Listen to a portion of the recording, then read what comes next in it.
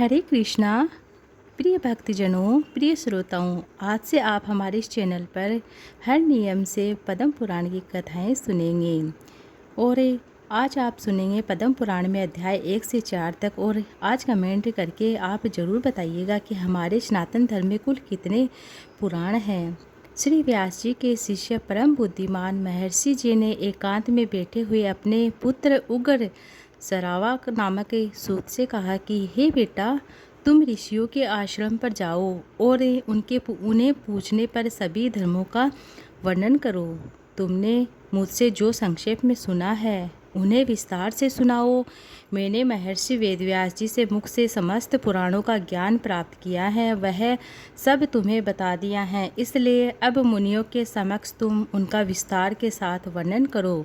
प्रयाग में कुछ महर्षि हो जो उत्तम कुलों में उत्पन्न हुए, साक्षात भगवान से प्रश्न किया था, हे यज्ञ करके योग्य किसी पावन देश को जाना चाहे, भगवान नारायण सबके हितासी होते हैं। वे धर्मानुसार बोलते, मुनिवर, यह सामने जो चक्कर दिखाई दे रहा है इसकी कहीं कोई तुलना नहीं है। इसकी नाभि सुंदर और स्वरूप दिव्य है। यह सत्य है कि इसकी सुंदर और कल्याणमयी है। तुम लोग सावधान होकर नियम पूर्वक इसे पीछे पीछे जाओ, तुम्हें अपने लिए हितकारी स्थान की प्राप्ति हो जाएगी। यह धर्म चक्कर यहाँ से जा रहा है। जाते जाते इस स्थान पर इसकी नेमी चीरण शीरण होकर गिर पड़े, उसी को पूर्णम प्रदेश समझना। महर्षि से ऐसा कहकर भगवान अंतर्धाम हो जाते हैं। वह चक्कर धर्म चक्कर नेमी सारण्य के गंगावत नामक स्थान पर गिर जाता है। तब ऋषियों ने नेमी सारण्य होने का कारण उस स्थान का नाम नेमिस रख दिया। नेमिस में बहुत लंबे समय तक चलने वाले यज्ञों का अनुष्ठान प्रारंभ कर दिया। वही तुम जाओ और ऋषियों के पूछने पर उन्हें धर्म विषंक संशय को दूर करो। इसके बाद ज्ञानी उग्र श्राम्भी शवरों के पास उनके चरण पकड़कर हाथ जोड़कर उन्हें प्रणाम किया। सूत जी बड़े बुद्धिमान थे। उन्होंने अपनी नम्रता और प्रणाम आदि के द्वारा उन महर्षि को संतुष्ट किया।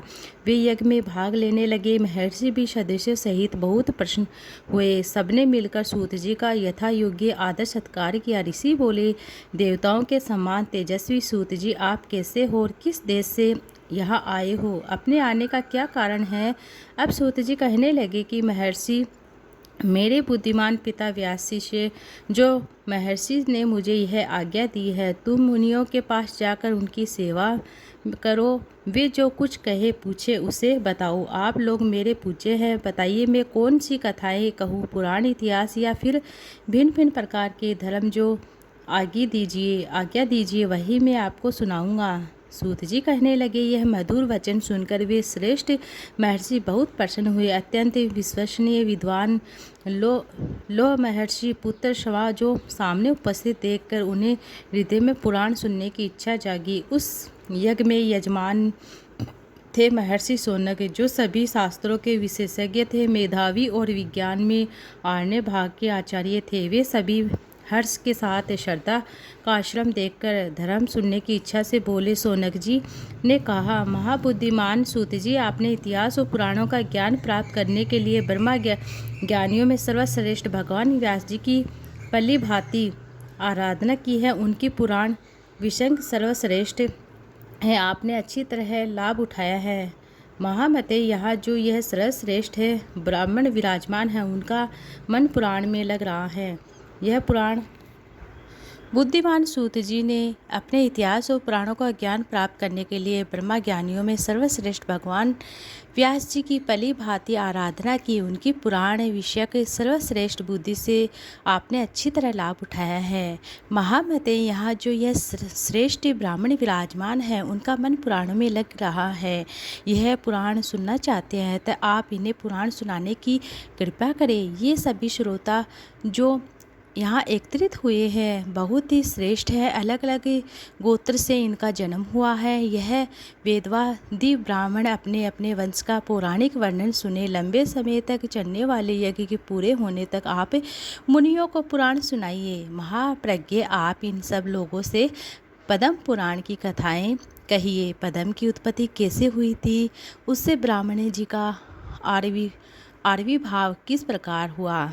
कमल से प्रकट हुए ब्रह्मा जी ने किस प्रकार जगत की सृष्टि की? यह सब आप बातें हमें बताइए। उनके इस प्रकार पूछने पर लो महर्षि कुमार सूत जी ने बहुत ही सुंदर वाणी में सूक्ष्म अर्थ से भरा हुआ न्याय युक्त वचन कहा। महर्षि वो आप लोगों ने जो मुझे पुराण सुनाने की आज्ञा दी है, इससे मुझे बहुत प्रसन्नता हुई है। यह मुझ पर आपका महान अनुग्रह है। संपूर्ण धर्मों के पालन में लगने रहने वाले पुराण वेदा विद्वानों में जिनकी भली भांति व्याख्यान की है, उन पुराणों में वर्णित विषयों को मैंने जैसा सुना है उसी रूप में वह सब आपको सुना रहा हूँ। तब सत्पुरुषों की सृष्टि में सूत जाति का सनातन धर्म यही है कि वह देवताओं, ऋषियों तथा अमित तेजस्वी राजाओं की वंश परंपराओं को धारण करे, उसे याद रखे। इतिहास और पुराणों में जिन ब्रह्मवादिनी उन लोगों को वरदान दिया है, वरदान में उन्होंने सूत नाम देश और मागध को मगध का राज्य प्रदान किया है। क्षत्रिय को वीर्य और ब्राह्मणी के गर्भ से जिनका जन्म होता है वह सूत कहलाते हैं। और ब्राह्मणों ने मुझे पुराण सुनाने का अधिकार दिया है। आपने धर्म का विचार करके मुझसे पुराण की बातें की हैं, इसलिए इस भूमंडल में जो सबसे उत्तम और ऋषियों द्वारा सम्मानित पद्म पुराण है उसकी कथा प्रारंभ करता हूँ। श्री कृष्ण देवप्राण व्यास जी साक्षात भगवान नारायण के स्वरूप है। हे ब्रह्मदि सर्वज्ञ, संपूर्ण लोगों में पूजित, अत्यंत तेजस्वी, उन्हीं से प्रकट हुए पुराणों में मैंने अपने पिता के पास रहकर अध्ययन किया है। पुराण सब शास्त्रों के पहले से विद्यमान है। ब्रह्मा जी ने कल्प के आदि में सबसे पहले पुराणों का ही स्मरण किया था। पुराण त्रिवर्ग अर्थात धर्म, अर्थ, काम के साधक और परम पवित्र हैं। उनकी रचना 100 करोड़ों श्लोकों में हुई है। सबके अनुसार इतने बड़े पुराणों का श्रवण और पठन असंभव देखकर स्वयं भगवान उनका संक्षेप करने के लिए प्रत्येक द्वापर युग में व्यास रूप में अवतार लेते हैं। पुराणों को 18 भागों में बांटकर उन्हें 4 लाख श्लोकों में सम्मिलित किया है। पुराणों का यह संक्षिप्त संस्करण इस भूमंडल में प्रकाशित होता है। देवलोकों में जो आज भी 100 करोड़ श्लोकों का विस्तार पुराण मौजूद है। अब मैं परम पवित्र पद्म पुराण का वर्णन प्रारंभ करता हूँ। उसमें 5 खंड है और 55,000 श्लोक हैं। पद्म पुराण में सबसे पहले सृष्टि खंड है, उसके बाद भूमि खंड आता है, फिर सूर्य खंड आता है, उसके बाद पाताल खंड आता है, उसके बाद परम उत्तम उत्तरखंड का वर्णन किया गया है। बस इतना ही पद्म पुराण है। भगवान की नाभि से जो महान पद्म अर्थात कमल प्रकट हुआ था, जिससे इस जगत की उत्पत्ति हुई थी, उसी के वृत्तांत आश्रय देकर यह पुराण प्रकट हुआ था, इसलिए इसे पद्म पुराण कहते हैं। यह पुराण स्वभाव से ही निर्मल है, उस पर भी इसमें श्री विष्णु भगवान के महात्म्य का वर्णन होने से इसकी निर्मलता और भी बढ़ गई है। देवादिदेव भगवान विष्णु ने पूर्व समय में ब्रह्मा जी के प्रति उसका उपदेश किया था। ब्रह्मा जी ने जिसे अपने पुत्र मरीच को सुनाया था वही यह पद्म पुराण है। ब्रह्मा जी ने इसे जगत में प्रचलित किया है। सूत जी कहते हैं कि महर्षि जो सृष्टि रूप मूल प्रकृति के ज्ञाता है, इन भावनात्मक पदार्थों के सृष्टा हैं जिन्होंने लोक की रचना की है। इस लोक की रचना की है जिन्होंने योग का आश्रय देकर संपूर्ण चराचर जीवों की सृष्टि की है, जो समस्त भूतों और अखिल विश्व के स्वामी हैं। उन सच्चिदानंद परमेश्वर को मैं नमस्कार करता हूँ। फिर ब्रह्मा, महादेव, इंद्र, अन्य लोकपाल और सूर्यदेव को एकाग्र चित्त से नमस्कार करके ब्रह्म स्वरूप में वेद व्यास जी को प्रणाम करता हूँ। उन्हीं से इस पुराण की विद्या को प्राप्त करने में आपके समक्ष प्रकाशित हुआ हूँ, जो नित्य निरंतर सदा सत्व स्वरूपम अव्यक्त और सबका कारण है। वह ब्रह्मा जी महातव से होकर विशेष पर्यंत विशाल ब्रह्मांड की सृष्टि करता है। यह विद्वानों का निश्चित सिद्धांत है। सबसे पहले हिरण्य में अर्थात तेजोमय खंड में ब्रह्मा जी का प्रादुर्भाव हुआ था। वह अंड सब और जल से घिरा हुआ है। जल के बाहर तेज का जो तेज हैं। तेज के बाहर वायु का आवरण है, अर्थात वायु से घिरा हुआ है। वायु आकाश से और आकाश भूत से आदि अर्थात तामस अहंकार से घिरा हुआ है। अहंकार को महत्व ने घेर रखा है और महत्व अव्यय मूल प्रकृति से घिरा हुआ है। उक्त खंड को जो भी संपूर्ण लोकों की उत्पत्ति का आश्रय बताया गया है, उसके सिवाय इस पुराण में नदियों और पर्वतों की उत्पत्ति का बारंबार वर्णन हुआ है। मनन और कल्पों का भी संक्षेप में वर्णन हुआ है। पूर्व समय में ब्रह्मा जी ने महात्मा पुलस को इस पद्म पुराण का उपदेश दिया था। फिर पुलस ने इसे गंगा द्वार अर्थात हरिद्वार में भीष्म जी को सुनाया था। इस पुराण का पठन श्रवण और विशेषता स्मरण धन यश और आयु को बढ़ाने वाला होता है। यह संपूर्ण पापों का नाश करने वाला, जो दिव्य अंगों और उपनिषदों सहित 4 वेदों का ज्ञान रखता है, उसकी अपेक्षा वह अधिक विद्वान है जो केवल इस पुराण का ज्ञाता है। इतिहास और पुराणों के सहारे ही वेद की व्याख्या करनी चाहिए, जो कि वेद अल्प के विद्वान से यह सोचकर डरता रहता है कि वही यह मुझ पर प्रहार ना कर दे, अर्थात अर्थ का अनर्थ ना कर दे। वे तात्पर्य यह है कि पुराणों का अध्ययन किए बिना वेदों के अर्थ का ठीक ठाक ज्ञान नहीं होता है। यह सुनकर ऋषियों ने सूत जी से पूछा, मुने, भीष्म जी के साथ पुलस ऋषि का समागम कैसे हुआ? पुलस मुनि तो ब्रह्मा जी के मानस पुत्र मनुष्य हैं। उनका दर्शन होना बड़ा ही दुर्लभ है, बड़ा ही कठिन है। महाभाग्य जी को जिस स्थान पर और जिस प्रकार पुलत जी का दर्शन हुआ था, वह सब हमें बताइए। सूत जी ने कहा, महात्माओं साधुओं का हित करने वाली विश्व पावनी महाभागा गंगा जी का यह पर्वत मलाओं को वेद करने वाला बड़ी तेजी से बाहर निकलती है। वह महान तीर्थ गंगा द्वार के नाम से विख्यात है। पितृभक्ति विष्णु जी वही निवास किया करते थे। ज्ञान उपदेश सुनने की इच्छा से बहुत दिनों से महापुरुषों के नियम का पालन करते थे। स्वाध्याय और तर्पण के द्वारा देवताओं और पितरों की तृप्ति, अपने शरीर का शोषण करते हुए भीष्म जी ने ऊपर भगवान ब्रह्मा बहुत प्रसन्न हुए। वे अपने पुत्र मुनि श्रेष्ठ पुलस जी से इस प्रकार बोले, बेटा, तुम कुरुवंश का भार वहन करने वाले वीरवर देवव्रत के, जिन्हें भीष्म कहते हैं, पास जाओ, उन्हें तपस्या से निवृत्त करो और उनका कारण भी बतलाओ। महाभाग्य अपनी पितृभक्ति के कारण भगवान का ध्यान करते हुए गंगा द्वार में निवास करते हैं। उनके मन में जो जो कामनाएं हैं उसे शीघ्र पूर्ण करो, देर नहीं होनी चाहिए। पितामह का वचन सुनकर मुनिवर पुलस जी गंगा द्वार में आए और विष्णु जी से इस प्रकार बोले कि वीर, तुम्हारा कल्याण हो, तुम्हारे मन में जो इच्छा हो उसे उसके अनुसार कोई वर मांगो। तुम्हारी तपस्या के साक्षात भगवान ब्रह्मा जी प्रसन्न हुए हैं, उन्होंने ही मुझे यहाँ भेजा है। मैं तुम्हें मनोवांछित वरदान दूंगा। पुलस जी का वचन मन और कानों को सुख पहुँचाने वाला था।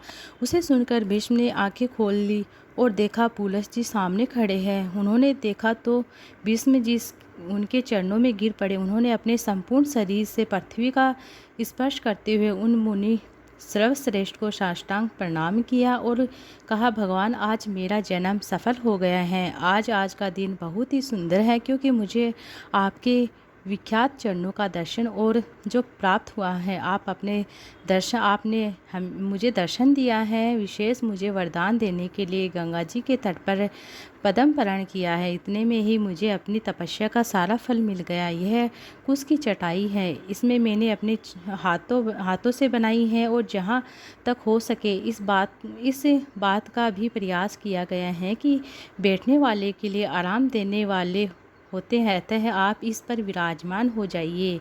यह पलाश के दोनों के अर्ध प्रस्तुत किया गया है। इसमें धूप, चावल, दूल, फूल, कुश, सरसों, दही, शहद, जौ और दूध भी मिले हुए हैं। प्राचीन काल के ऋषियों ने यह अष्टांग अर्घ्य की अतिथियों को अर्पण करने योग्य बताया गया है। अमित तेजस्वी भीष्म के यह वचन सुनकर ब्रह्मा जी के पुलत मुनि कुश के आसन पर बैठकर उन्होंने बड़ी प्रसन्नता के साथ पाद और अर्घ्य स्वीकार किया। भीष्म जी ने इस शिष्टाचार से उन्हें बड़ा संतोष हुआ। वे प्रसन्न होकर बोले, महाभाग्य दीनदानी और सत्य प्रतिज्ञ राजा को तुम्हारे अंदर लज्जा, मैत्री और क्षमा आदि सद्गुण शोभा पा रहे हैं। तुम अपने पराक्रम से शत्रुओं का दमन करके समर्थ हो, साथ ही धर्म जीत के योग्य पुरुषों का सम्मान देने वाले विद्वान ब्राह्मण भक्त और साधु पर स्नेह करने वाले वत्स तुम प्रणाम। तुम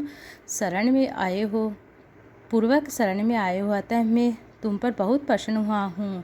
जो चाहो पूछ लो, मैं तुम्हारे प्रत्येक प्रश्न का उत्तर दूंगा। तब भीष्म जी ने कहा, भगवान, पूर्व समय में भगवान ब्रह्मा जी ने किस स्थान पर रहकर देवताओं आदि की सृष्टि की थी, यह मुझे बताइए। उन महात्माओं ने कैसे ऋषियों तथा देवताओं को उत्पन्न किया था, कैसे पृथ्वी बनाई थी, किस प्रकार आकाश की रचना की थी, किस प्रकार इन समुद्रों को प्रकट किया था, भयंकर पर्वत उन और नगर कैसे बनाए थे, मुनियों प्रजापति को, श्रेष्ठ सप्त ऋषियों को, भिन्न भिन्न वर्णों को, वायु को, गंधर्व यक्ष राक्षस को, तीर्थों तथा नदियों, सूर्य आदि ग्रह तारों भगवान ब्रह्मा जी ने किस प्रकार उत्पन्न किया था, इन सब बातों का वर्णन भीष्म पिताजी ने पूछे। पुलस्त जी ने कहा, हे पुरुष श्रेष्ठ भगवान ब्रह्मा जी साक्षात परमात्मा है। वे परम से भी परम और अत्यंत सर्वश्रेष्ठ हैं। उन्हें रूप और वर्ण का अभाव है। वे यद्यपि सब जगत व्याप्त है, फिर भी ब्रह्मा रूप से इस विश्व की उत्पत्ति करने के कारण विद्वानों के द्वारा ब्रह्मा कहलाते। भगवान विष्णु स्वयं ही ब्रह्मा होकर संसार की सृष्टि में प्रवृत्त होकर जब तक कल्प की स्थिति बनी रहती है, तब तक वे ही युग युग में अवतार धारण करके पूरी सृष्टि की रक्षा करते हैं। वे विष्णु जी सत्य गुण धारण किए रहते हैं, उन्हें पराक्रम की कोई सीमा नहीं है। राजस, जब कल्प का अंत होगा तब वही अपना तम प्रधान रत्न रूप प्रकट करते हैं और अत्यंत भयानक आकार धारण करके संपूर्ण प्राणियों का संहार कर डालते हैं। इस प्रकार सब भूतों का नाश करने वाले संसार को एकाड़ से जल से निगम से सर्वपुरधारी भगवान स्वयं शेषनाग की सैया पर शयन करते हैं। फिर जागने पर ब्रह्मा का स्वरूप धारण करके सिरे से संसार की सृष्टि करते हैं। इस तरह एक ही भगवान जनार्दन सृष्टि पालक और संहार करने वाले ब्रह्मा विष्णु शिव नाम धारण करते हैं। वे प्रभु संष्टा होकर स्वयं अपनी सृष्टि करने वाले, पालक होकर पालन रूपी से अपना ही पालन करते हैं, संहारकारी होकर स्वयं अपना ही संहार करते हैं। पृथ्वी जल तेज वायु आकाश से सब वे ही हैं, क्योंकि अविनाशी विष्णु ही सब भूतों के ईश्वर और विश्व रूप हैं। इसलिए प्राणियों में स्थित श्रग आदि इन्हीं में सहायक है। भीष्म जी ने कहा, मुने, मैंने जो सुना है, लक्ष्मी जी क्षीर समुद्र में प्रकट हुई थी। फिर आपने यह भी तो कहा है कि वे भंगु की पत्नी ख्याति के गर्भ से उत्पन्न हुई थी। ऐसा कैसे हुआ? पुलस्त जी बोले कि राजन, तुमने मुझसे जो प्रश्न किया है, अब उसका उत्तर सुनिए। सुनो, लक्ष्मी जी ने जन्म का संबंध समुद्र से है। वे बात मैंने भी श्री ब्रह्मा जी के मुख से सुन रखी है। एक समय की बात है, दैत्यों और दानवों में बड़ी ही भारी सेना लेकर देवताओं पर चढ़ाई कर दी थी। उस युद्ध में देवताओं के सामने देवता परास्त हो गए थे।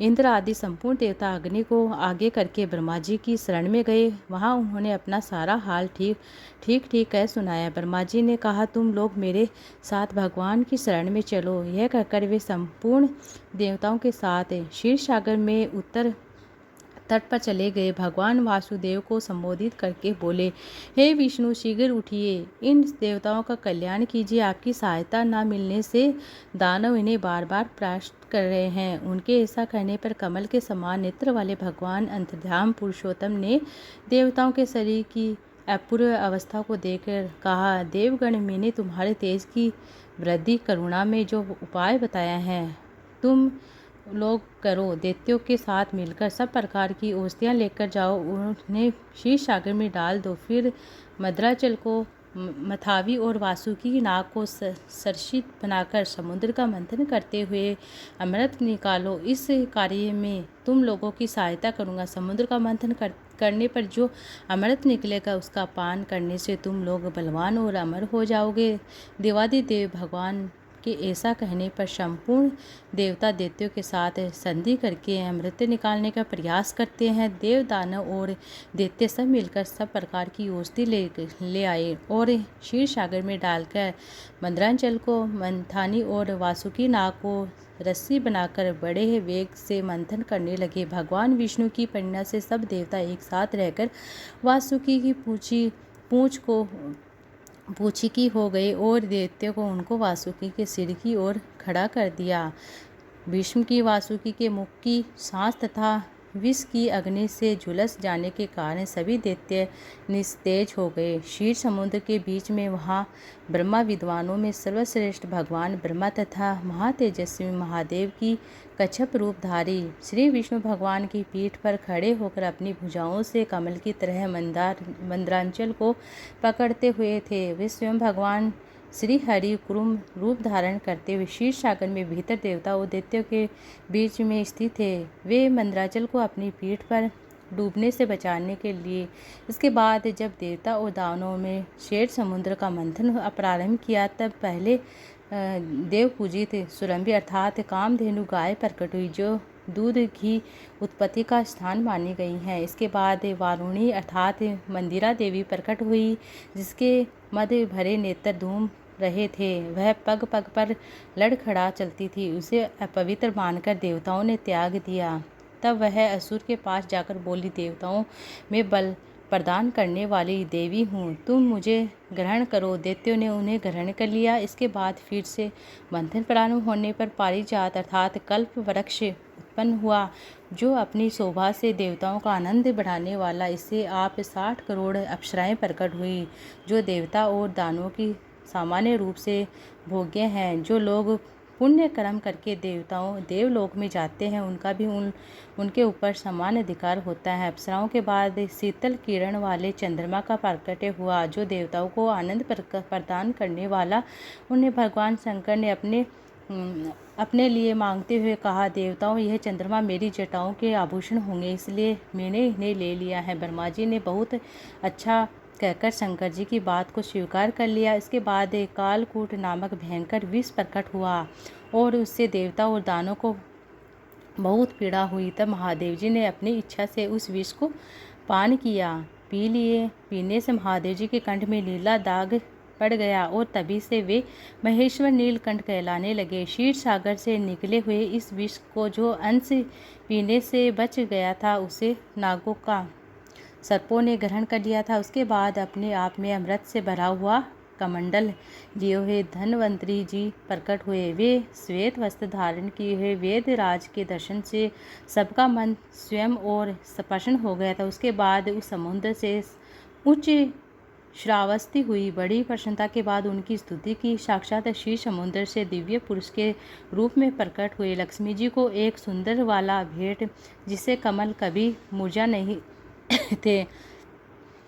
विश्वकर्माओं ने उन्हें समस्त अंगों में आभूषण पहना दिए। स्नान के बाद दिव्य माला और दिव्य वस्त्र धारण के जब वे सभी प्रकार के आभूषणों से विभूषित हुई, तब इंद्र आदि देवता विद्याधर आदि ने भी उन्हें प्राप्त करने की इच्छा प्रकट हुई कि तब ब्रह्मा जी ने भगवान विष्णु से कहा, वासुदेव, मेरे द्वारा दी हुई यह लक्ष्मी देवी जो आप भी ग्रहण करें। मैंने देवताओं को दानवों को मना कर दिया है, वे इन्हें पाने की इच्छा नहीं करेंगे। आपने जो स्थिरता पूर्वक इस समुद्र मंथन कार्य को संपन्न किया है, उसमें मैं आप पर बहुत संतुष्ट हूँ। ऐसा कहकर ब्रह्मा जी लक्ष्मी जी से बोले, देवी, तुम भगवान केशव के पास जाओ।